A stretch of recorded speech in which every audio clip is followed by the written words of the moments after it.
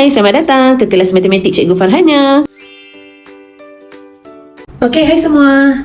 Jom kita kembali belajar matematik tahun 4, topik nombor bulat. Jadi hari ini kita akan belajar standard kandungan 1.1.2 iaitu cara menentukan nilai nombor. Jadi kita akan tengok beberapa kemahiran penting yang berkaitan dengan nombor bulat. Okey, jadi dekat sini kita ada 5 perkara utama yang kita akan belajar pada hari ini iaitu nilai tempat, nilai digit, cara kinkan nombor, banding nombor dan juga susun nombor. Okey, sekarang kita belajar pula bagaimana kita nak bandingkan nombor. Okey, banding nombor maksud dia kita nak bandingkan, kita nak tengok sama ada nombor yang mana satu lebih besar atau yang mana satu yang lebih kecil. Okey, kita baca dekat sini. Tandakan tik nombor mana yang lebih besar. Okey, macam mana kita nak tahu nombor ini lebih besar ataupun nombor ini lebih besar? Jadi apabila kita nak bandingkan nombor, kita perlulah bandingkan dulu digit dia dari nilai yang tempat yang paling besar. Okey, contohnya seperti nombor 7 dan nombor 6. Okey, nombor dekat sini 75,141. Okey, nombor ini pula 69,711. Kita banding tengok. 7 lebih besar atau 6 lebih besar? Jadinya 7 lebih besar. Jadinya 75,000 itu adalah nombor yang lebih besar sekali. Nombor yang lebih besar adalah 75,141. Okey, jadi sekarang ni mari kita bandingkan bersama. Kita tulis lebih daripada atau kurang daripada. Okey, soalan-soalan begini akan ada di dalam buku teks ataupun soalan-soalan untuk membentuk soalan-soalan bentuk di dalam matriks pembelajaran. Okey, apabila kita lihat soalan macam ni, okey, kita akan bandingkan nombor ini dulu. Kita tengok nombor yang kat depan ni. Okey, sama ada dia lebih besar atau dia lebih kecil daripada nombor yang kat sini. Jadinya kita bandingkan tengok. Adakah 24 atau adakah 3 lebih besar daripada, yang mana satu lebih besar? Adakah dua ini lebih besar atau lebih kecil dari 3? Jadi dia adalah lebih kecil. Okey, maksud dia kita kena tulis jawapan dia kurang daripada. Sebab dia maksudnya lebih kecil. Apabila lebih kecil, maksud dia adalah kurang daripada. Okey, sama juga dengan soalan yang seperti di bawah ni. Kita kena tengok soalan ni dulu. Okey, kita bandingkan 7. Okey, 7 dengan soalan kat sini. Oh, 7 juga. Sama. Okey, kalau tak boleh bandingkan, kita bandingkan nombor seterusnya. Okey, sini 7 dan sini adalah 4. Jadi, adakah 7 ini lebih besar? Dia besar atau dia lebih kecil dari 4? Dia lebih besar. Jadi, maksudnya dia adalah lebih daripada. Okey, faham tak sekarang? Kita dah pandai banding nombor. Betul? Okey, jadi sekarang ni kita akan belajar cara nak susun nombor tersebut. Okey, contoh. Nombor kita susun dalam susunan bentuk menaik atau menurun. Kita ada dua tertib iaitu tertib menaik dan tertib menurun. Okey, tertib menaik seperti kamu naik tangga. Okey, daripada tingkat G, kamu naik ke tingkat 1, 2, 3, 4 dan seterusnya. Kamu perlu susun nombor tu daripada kecil ke besar. Okey, kemudian untuk tertib menurun pula, andainya seperti kamu sedang turun tangga, kamu berada di nombor yang lagi besar dan kamu sedang turun ke nombor yang lagi kecil. Okey, baiklah. Jadi sekarang ni kita susun dulu. Antara semua nombor ni, sebelum kita masuk dan susun tertib menaik atau tertib menurun, kita buat urutan dahulu. Okey, kita tengok antara semua nombor-nombor dekat sini. Okey, 13,719, 14,000, 15,000 dan 15,000 di sini. Okey, kita susun. Okey, ni 13,000, jadi ini adalah nombor 1 sebab paling kecil. Okey, antara 14,000, 15,000 dan 15,000 ni sama. Jadi kalau sama, kita tengok nombor seterusnya sama ada 2 atau 3. Yang mana lebih kecil? Sudah semestinya 2 ni lebih kecil. Jadi ini adalah susunan urutan nombor 2, ini nombor 3 dan yang akhir sekali ini adalah nombor 4. Okey, jadi bolehlah kita susun masuk dalam urutan sekarang. Okey, 13, 719, 14, 419, 15, 202 dan juga 15, 367. Okey, baiklah. Untuk tertib menurun pula, kita akan susunnya daripada paling besar ke paling kecil. Seolah-olah seperti kita sedang turun tangga, kan? Okey, jadinya kita padah balik. Okey, kita akan padah balik urutan ni. Ini adalah yang kita tulis untuk urutan menaik tadi. Okey, sekarang ni kita nak buat tertib menurun. Jadi fokus kita perlulah kepada tertib menurun sahaja. Okey, kita perlu cari nombor yang paling besar sekali sekarang. Nombor yang paling besar. Okay, antara semua ni kita tahu nombor ni yang paling besar sebab 15,000. Sini pun 15,000. Tapi bila kita banding antara 3 dan juga 2, kita dapat 3 yang paling besar. Jadi ini adalah urutan yang pertama. Ini yang kedua.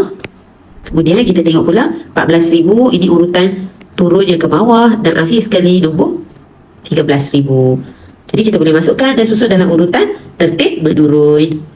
15,367 turun ke 15,202, 14,419 dan juga 13,719. Okey, jadi sekarang ni cikgu nak kamu tolong susun nombor ini bersama-sama dengan cikgu. Boleh tak? Okey, mari kita lihat. Mula kita nak susun dalam tertib menaik. Kita susun kecil ke besar. Okey, kita buat urutan dulu Kita susun dulu yang mana nombor 1, nombor 2, nombor 3, nombor 4. Okey, kita tengok sini 65,000. 65,000 juga. Oh, sama. Okey, yang mana yang paling kecil? Kita tak tahu. Okey, kita tengok nombor seterusnya. Okey, seterusnya adalah nombor ratus. Kita tengok nombor 5. Ini nombor sifar, nombor 8 dan sifar. Okey, jadi bukan ini dan juga bukan ni. Okey, jadi kita tinggal antara nombor 96 dan juga 90. Antara 96 dan juga 90. Yang mana lebih kecil? Jadi sudah tentu 90 lebih kecil dan dia akan jadi nombor 1. Dan ini akan jadi nombor 2. Okey, kemudian antara 65,500 dan juga 800. Yang mana lebih kecil? Sudah tentulah yang 500 ni. Jadi ini adalah susunan nombor 3 dan ini adalah susunan nombor 4. Jadi kita boleh tulis masuk dalam kotak dah. Okey, tulis salin balik nombor dengan betul. Jangan buat silap dekat sini sebab selalunya ada student, ada murid cikgu yang bila dia nak salin balik soalan tulis dalam kotak jawapan, dia buat salah, dia careless mistake. Okey, dia tersilap salin nombor. Jadi hilanglah markah di situ. Okey. Okey, baiklah sekarang ni kita nak susun untuk susunan tertib menurun pula. Okey, jadi untuk tertib menurun ni kita kenalah susun nombor daripada besar turun ke kecil. Okey, jadi antara empat nombor ni kita cari balik nombor mana yang lebih besar. Okey, kalau kita tengokkan sini 65,500, 65,096, 65,800 dan 65,090. Okey, antara 65,500 dan 65,800, antara dua ni 800 lebih besar. Jadi 800 ni nombor 1. Okey, kemudian 65,500 nombor 2. Okey, untuk nombor 3 dengan 4 pula, antara 96 dan juga 90, yang mana lebih besar? Jadi 96 lebih besar. Jadi ni akan jadi nombor 3 dan akhir sekali yang paling kecil akan jadi nombor 4. Okey, jadi kita boleh susun masuk ke dalam tertib menurun. Okey, kita masukkan 65,820, 65,501, 65,096 dan juga akhir sekali 65,090. Okey, lagi satu shortcut kamu boleh buat adalah kamu perhatikan urutan tertib menaik ni. Okey, dia macam ni kan? Dia naik daripada kecil ke besar. Okey, kalau tertib menurun kamu susun balik daripada besar. Daripada besar kamu turun balik terbalik ke kecil. Urutan macam ni. Okey, jadi nombor ni akan jadi di sini. Kamu kurang dan tulis macam ni. Okey, boleh faham? Okey, baiklah sekarang ni kita nak masuk ke rangkaian nombor.